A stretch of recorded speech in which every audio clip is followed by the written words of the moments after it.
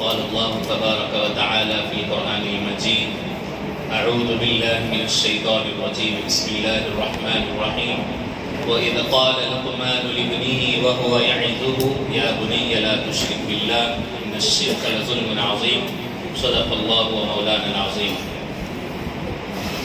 محترم و معزز سامعین حضرات، جیسے کہ کل میں نے آپ کی خدمت میں کہا تھا کہ کل کی تراویح کی کچھ آیتیں اہم باتیں آج میں آپ کے سامنے رکھوں گا. سورہ لقمان یہ ایک بڑے اللہ کے خاص بندوں کے نام سے اللہ تعالیٰ نے نازل فرمایا ہے. بعض لوگ ان کو نبی کہتے ہیں لیکن نبی تو نہیں ہے. اللہ نے ان کو حکمت اور دانائی عطا فرمائی تھی. آپ نے بھی سنا ہوگا لقمان کے نام سے بہت سارے میڈیکل انسٹیٹیوشنز ہوتے ہیں. حضرت لقمان کو اللہ تعالیٰ نے بہت گہرائی سے کئی علوم عطا فرمائے تھے. اللہ نے حضرت لقمان کے ذکر کو قرآن مجید میں کرتے ہوئے فرمایا کہ جب لقمان نے اپنے بیٹے کو نصیحت کی. اس میں کئی باتیں علماء نے مفسرین حضرات نے لکھی ہیں. انہوں نے جو بچے کو نصیحت کی تو اس کا جو انداز تھا وہ ایک دم پیار بھرا تھا، محبت بھرا تھا، مشفقانہ تھا. تو اس سے معلوم ہوتا ہے کہ جب بچوں کو نصیحت کی جائے تو بچوں کی نفسیات کو بھی سمجھنا ضروری ہوتا ہے کہ بچوں کا موڈ کب کیسا ہوتا ہے.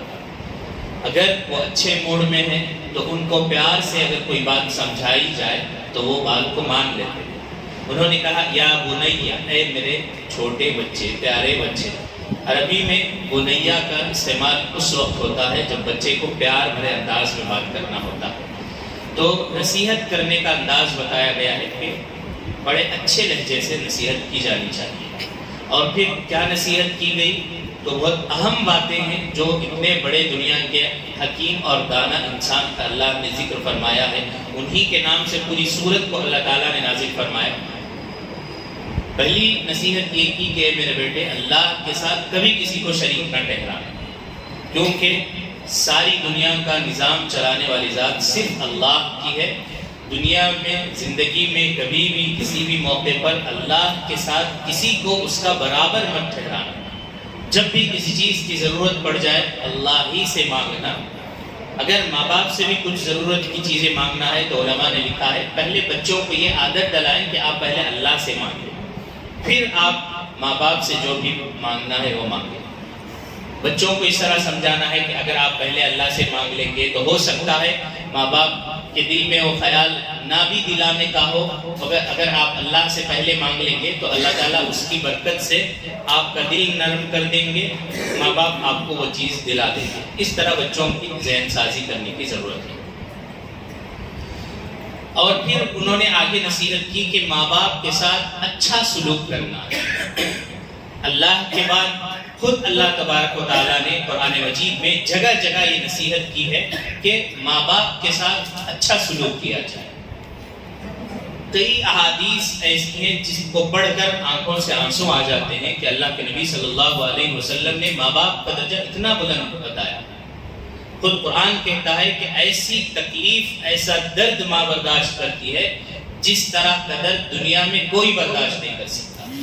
میڈیکل میں ایک اس کا نام ہے، مجھے یاد نہیں ہے، کہ ایک ہی وقت میں اگر انسان کی 40 سے زیادہ ہڈیاں ٹوٹنے پر جتنا درد ہوتا ہے انسان کو، جتنی تکلیف ہوتی ہے، جتنا پین ہوتا ہے، اس سے زیادہ درد ماں کو بچے کی ولادت کے وقت ہوتا ہے.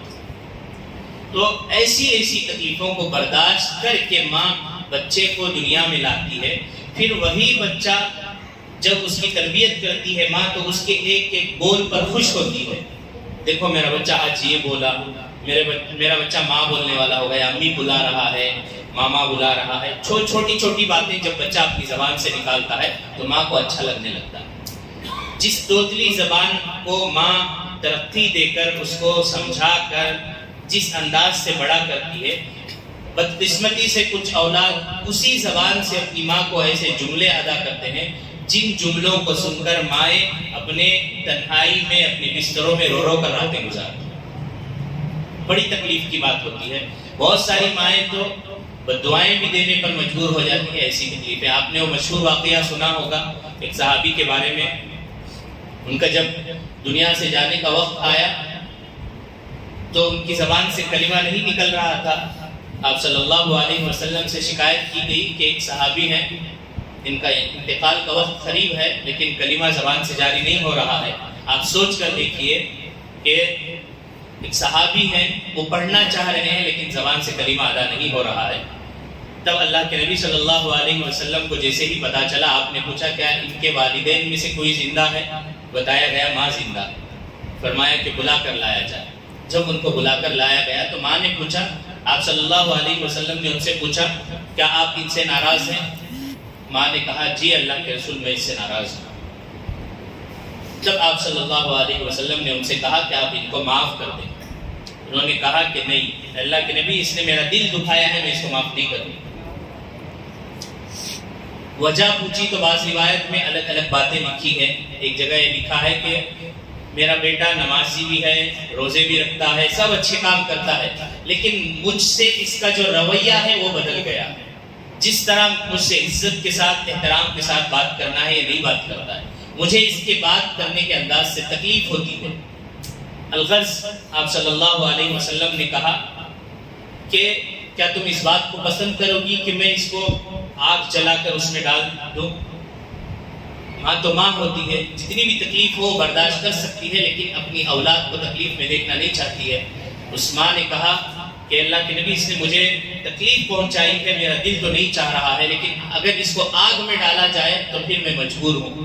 آپ صلی اللہ علیہ وسلم نے فرمایا کہ اگر تم آج اس کو معاف نہیں کرو گی تو کل قیامت کے دن اللہ تعالیٰ اس کو آگ میں جلائے. تب اس ماں نے معاف کیا، پھر ان کی زبان سے کلمہ جاری ہوا، پھر وہ قبض ہوا. تو ماں کو ستانا، اگر کوئی ستاتا ہے وہ سوچتا ہے کہ میں بہت بڑا تیر مار رہا ہوں، میں کسی سے ڈرتا نہیں ہوں، ماں باپ کی بھی میں نہیں سنتا، میں کس کی بھی نہیں سنیا. اگر یہ انداز اس کا ایٹیٹیوڈ ہوتا ہے تو یہ بالکل اللہ تعالیٰ کو پسند نہیں ہے، اللہ کو ناراض کرنے والی بات ہے. بعض کتابوں میں یہاں تک لکھا ہے کہ اگر ماں آپ کو کسی بات کا حکم دے، مثال کے طور پر یہ لکھا جاتا ہے ماں نے کہا بیٹا گوشت لے کر آنا، چکن لے کر آنا. آپ چکن لے کر گئے، ماں کی ذہن سے بات نکل گئی، ماں کے دماغ میں تھا کہ میں تو بیف منگائی تھی. اگر وہ ماں بولے کہ میں تجھے بیف لانے بولی تو چکن لے کر آ گیا، وہ بولے کہ تم نے دماغ میں رتائی کی نہیں کی، تو اس وقت جو وہ بیک آنسر جواب دیتا ہے، علماء نے لکھا ہے کہ اس کو یہ بھی کہنے کی اجازت نہیں ہے، اس کو خاموشی سے برداشت کر لینا ہے. اگر وہ اس طرح برداشت کر لیتا ہے تو اس کے بدلے میں اللہ تعالیٰ اس کو بہت بڑی کامیابی اور بہت سارے انعامات سے نوازنے والے ہیں. تو قرآن کہتا ہے وَلَا تَقُلْ لَهُمَا اُفٍّ. عربی زبان میں اف جیسے اردو میں اس کا ٹرانسلیٹ کرنا بہت مشکل ہے، پھر بھی علماء نے لکھا ہے کہ اس طرح جو انسان کرتا ہے، کچھ بات سن کر ماں باپ کی پیشانی پر جو بل آتے ہیں وہ بھی اف کی طرح ہے، یہ بھی کرنے کی اجازت نہیں ہے. کیونکہ ہماری رگوں میں جو خون ہے، جو طاقت ہے، ہم پکڑ رہے ہیں، چل رہے ہیں، پھر رہے ہیں، یہ سب ماں باپ نے اپنے خون سے ہمیں سینچ کر یہ سب کچھ عطا کیا ہے. تو اللہ کے نبی صلی اللہ علیہ وسلم نے فرمایا کہ اگر زمین پر ماں باپ کو تکلیف دی جاتی ہے تو ان کے دل کی آگ تمہاری مستقبل کو بھی برباد کر سکتی ہے، تمہارے آخرت کو بھی برباد کر سکتی ہے. کچھ ہی لمحے ہوتے ہیں، کچھ سال ہی ہوتے ہیں جو ماں باپ کے ساتھ گزرتے ہیں. بہت سارے لوگوں کو ہم نے دیکھا ہے ماں باپ کی جب تک وہ زندہ تھے قدر نہیں کرتے ہیں، ان کے انتقال کے بعد جا کر قبرستان میں ایک ایک گھنٹہ، دو دو گھنٹے رو رو کر یہ کہتے ہیں کہ کاش میں اس وقت آپ کی قدر کر لیتا تو اچھا ہوتا. اس وقت رونے سے کیا فائدہ ہے؟ جب ماں باپ زندہ ہے، دنیا کی بہت بڑی نعمت ہے کہ جن کے ماں باپ زندہ ہے وہ ان کی قدر کر لیں. ورنہ ایسے وقت بھی آتے ہیں کہ جب انسان چھوٹی چھوٹی بات پر اپنی ماں کی پرانی باتیں یاد کر کے روتا ہے، لیکن اس وقت رونے سے کوئی فائدہ نہیں ہوتا ہے. ہر حال میں ماں باپ کو خوش کرنے کی کوشش کرنا چاہیے. حضرت لقمان نے بھی اتنے بڑے آدمی ہونے کے باوجود انہوں نے نصیحت کی اپنے بیٹے کو کہ کبھی اپنے ماں باپ کا دل نہیں دکھانا ہے، ان کے ساتھ اچھائی سے پیش آنا ہے. اور اس کا بیک گراؤنڈ اگر ہم دیکھتے ہیں تو کفار مکہ کے دور میں جب کچھ صحابہ ایمان لے کر آتے تھے تو ماں باپ تو غیر ہیں، ایمان نہیں لائے ہیں، لیکن بچے نوجوان ہوتے ہیں جب وہ اسلام کو پڑھتے تھے، آپ صلی اللہ علیہ وسلم کے صحابہ کی زندگیاں دیکھتے تھے، تو ان کے دل میں ایک خواہش ہوتی تھی کہ اسلام سب سے بہتر ہے، ہمیں اسلام قبول کر لینا چاہیے۔ جب وہ اسلام قبول کر لیتے تو ماں باپ تو کافر ہوتے تھے، تو وہ آ کر آپ صلی اللہ علیہ وسلم سے پوچھتے کہ اللہ کے رسول اب کیا کریں ہم، ماں باپ تو کافر ہیں، ہم اسلام لا چکے ہیں، اب ان کی بات ماننا کہ نہیں ماننا؟ تو آپ صلی اللہ علیہ وسلم ان کو یہ فرماتے کہ آپ ان کے ساتھ عزت کے ساتھ، احترام کے ساتھ، اچھے اخلاق کے ساتھ پیش آنا ہے، ان کی ہر وہ بات ماننا ہے جو تم پہلے مانتے تھے۔ اگر وہ صرف وہ بات جو اللہ کی عبادت کے علاوہ ہو، صرف اس بات کو نہیں ماننا ہے، بقیہ ان کے سارے کام کرنا ہے، ان کی خدمت بھی کرنا ہے، ان کی عزت بھی کرنا ہے، ان کی عزت میں تھوڑی برابر کمی نہیں آنا ہے، ان سے بلند آواز میں بات بھی نہیں کرنا ہے۔ جب یہ تعلیمات سیکھ کر وہ پھر اپنی ماں باپ کے ساتھ جب اسلام لے آتے تو پہلے سے زیادہ اور ان کے ساتھ نرمی سے پیش آتے، کہ پھر ماں باپ یہ سوچتے کہ اس کے اندر اتنا بدلاؤ کیسے آ گیا، یہ تو پہلے ایسا تھا، سخت تھا، اب اتنا نرم کیسے ہو گیا۔ پھر وہ بتاتے کہ میرے نبی نے فرمایا ہے کہ ماں باپ کے ساتھ ایسے پیش آنا چاہیے، تو پھر ان کا دل بھی نرم ہو جاتا ہے کہ کیا واقعی اسلام اتنی اچھی تعلیمات دیتا ہے۔ تو اس طرح قرآن میں جگہ جگہ ماں باپ کے ساتھ اچھے اخلاق کے ساتھ پیش آنے کا اللہ تعالیٰ نے حکم دیا۔ اسی طرح ایک آیت آئی جس میں اللہ تعالیٰ نے بتایا کہ 5 چیزیں ایسی ہیں جو غیب کی ہیں، اللہ کے سوا کسی کو نہیں معلوم، اور انہی 5 چیزوں کا ذکر اس لیے کیا کیونکہ عام طور پر اسی کے بارے میں لوگوں کو اشکال ہوتا ہے، خیالات آتا ہے۔ سب سے پہلی بات ان اللہ عنده علم الساعہ، قیامت کے بارے میں اللہ کے سوا کسی کو معلوم نہیں۔ اس وقت کفار آ کر یہ سوال کرتے تھے، آپ بولتے نا قیامت آتی ہے، کب آتی ہے، بولو جلدی آنے کے واسطے، اس طرح کے سوالات ان کے ہوتے تھے۔ تو آپ صلی اللہ علیہ وسلم نے، اللہ نے کہا آپ ان کو بتا دیجئے قیامت کا علم صرف اللہ کو معلوم ہے، اللہ کے علاوہ کسی کو نہیں معلوم ہے۔ وَيُنَزِّلُ الْغَيْثَ، بارش کب ہوگی یہ بھی اللہ کے سوا کسی کو نہیں معلوم ہے۔ لیکن آج کل جو اس کے ایکسپرٹ ہوتے ہیں، ویدر کے بارے میں ساری انفارمیشنز ہوتی ہے، وہ ایک اندازہ ہوتا ہے، ضروری نہیں۔ جیسے کبھی کبھی نیوز میں بولتا ہے کل کی پیشن گوئی یہ ہے کہ دھواں دار بارش ہوگی، فلاں فلاں علاقے میں ایسا ہوگا، لیکن کبھی ویسا ہوتا نہیں۔ تو ایک اندازے سے وہ باتیں کہی جاتی ہیں، لیکن صحیح ہونا ضروری نہیں ہے۔ اللہ نے فرمایا کہ اس کا بھی علم، اب وہ بھی بتائیں گے تو ایک جگہ کا بتائیں گے، لیکن پوری دنیا کے بارے میں اللہ ہی بہتر جانتے ہیں کہ کیا موسم ہوگا۔ وَيَعْلَمُ مَا فِي الْأَرْحَامِ، کہ ماں کے پیٹ میں بچہ ہے یا بچی ہے وہ کیا ہوگا، یہ بھی اللہ کے سوا کسی کو نہیں معلوم۔ لیکن آج کل میڈیکل اتنے ایڈوانس ہو چکی ہے کہ وہ ایک مدت کے بعد، یعنی کچھ مہینوں کے بعد وہ ان کو معلوم ہو جاتا ہے کہ میل ہے بچہ یا فیمیل بیبی ہے، لیکن وہ بھی کچھ مہینوں کے بعد ان کو معلوم ہوتا ہے۔ اللہ تعالیٰ کو یہ بھی معلوم ہے کہ بچہ ابھی جوان ہے، اس کی شادی ہوگی، پھر اس کے ساتھ جو اولاد ہوگی وہ کون سی ہوگی۔ اس سے آگے بڑھ کر علماء نے لکھا ہے کہ اگر ماں کے پیٹ میں بچہ ہے تو اللہ اس بات کا بھی علم رکھتے ہیں کہ وہ بچہ نیک ہوگا یا بد ہوگا، وہ اسلام پر رہے گا کہ اسلام سے ہٹ جائے گا، اس کی تقدیر ہر چیز کے بارے میں اللہ ہی کو علم ہے، اللہ کے علاوہ کسی کو علم نہیں ہے۔ پھر وما تدری نفس ماذا تکسب غدا، انسان کل کیا کرے گا، کل کیا کمائے گا، کیا کھائے گا، اس کا بھی اللہ کے سوا کسی کو علم نہیں ہے۔ کچھ لوگ آپ نے دیکھا ہوگا وہ فال کھولتے ہیں، جامع مسجد کے پاس وغیرہ روڈ کے پاس ایک آدمی بیٹھا ہے، اس کے پاس ایک پنجرا، ایک طوطا رہتا ہے، اس کے پاس کچھ شاستروں کے کارڈز ہوتے ہیں، اس طوطے کو بولتا ہے تو وہ اس میں سے ڈیلیٹ کر دیتا ہے۔ ہمارے بہت سارے مسلمان بھائی بھی کراتے ہیں، فیوچر معلوم کرنے کے لیے جاتے ہیں۔ کبھی میلوں ٹھیلوں میں کیا ہوتا ہے، ایک مشین ہوتی ہے، وہ اپنے کان میں واکمین لگانے سے وہ بولتا ہے آپ اتنے سال جیو گے، ایسا ہوگا ویسا ہوگا۔ تو یہ سب کھیل تماشا ہے، بس پیسے کمانے کا ذریعہ ہے۔ ہمارے والد صاحب کہا کرتے تھے، ایک مرتبہ ان کے پاس وہ طوطے والا آیا، اس نے آ کر کہا کہ میں اگلا بھی بتاتا ہوں، پچھلا بھی بتاتا ہوں، میں تمہاری فیوچر بھی بتاؤں، تقدیر بھی بتاتا ہوں۔ تو اس کی فیس پوچھے تو اس نے کہا 10 روپے۔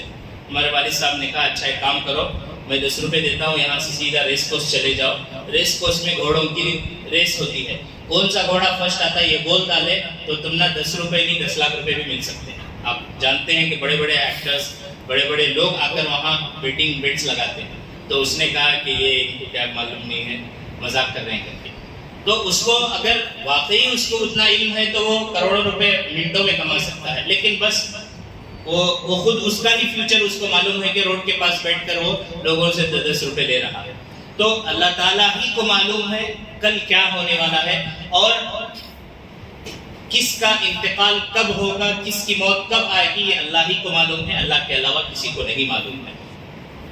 آنے کے بارے میں ہو سکتا ہے ڈاکٹر بول دیں کہ جنوری کے اتنے تاریخ تک ڈلیوری ہو جائے گی، لیکن جانے کے بارے میں کوئی نہیں بول سکتا۔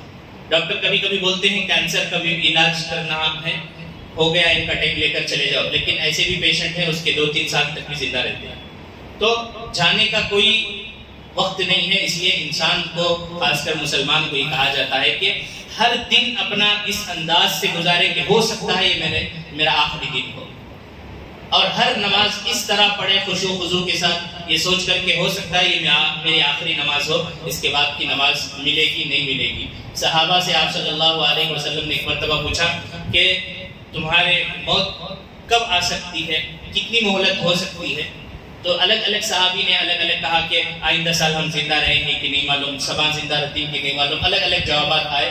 تو آپ صلی اللہ علیہ وسلم نے فرمایا کہ ایک سلام پھرنے کے بعد اتنی بھی گارنٹی نہیں کہ دوسرا سلام پھرنے تک بھی زندہ رہے، تو انسان کا کوئی بھروسہ نہیں ہے۔ امام غزالی رحمۃ اللہ علیہ نے غالباً لکھا ہے کہ انسان دنیا میں گناہ کرتا رہتا ہے، لیکن وہ اتنا غافل ہے، اس کو یہ بھی نہیں معلوم کہ اس کی موت، اس کو جو کفن پہنایا جائے گا وہ کپڑا بھی بازار میں آ چکا ہوتا، لیکن اس کو اتنا بھی احساس نہیں ہوتا۔ تو اسی لیے حضرت ابو بکر صدیق رضی اللہ عنہ کے بارے میں آتا ہے، وہ ایک دعا پڑھا کرتے تھے ہمیشہ، اس کا مطلب یہ ہے کہ اے اللہ، اللہم اجعل خیر عمری آخرہ وخیر عملی خواتمہ وخیر ایامی لقاءک یا رب العالمین۔ اے اللہ، میرا سب سے اچھا عمل وہ ہو جو میرا آخری عمل ہو، یعنی میں جس دن سب سے اچھی نماز پڑھوں اس دن میری موت آئے، میں جس دن سب سے اچھا نیک کام کروں اس دن میری موت آئے۔ اس کا مطلب یہ ہے کہ میں ہر کام کو میں یہ سوچ کر کروں کہ میرا یہ کام سب سے میں اچھا کروں گا، ہو سکتا ہے یہ میرا آخری عمل ہو۔ صدقہ دے رہا ہوں میں یہ سوچ کر کہ ہو سکتا ہے میرا آخری صدقہ ہو، میں اسے اخلاص کے ساتھ اچھے ارادے کے ساتھ دوں۔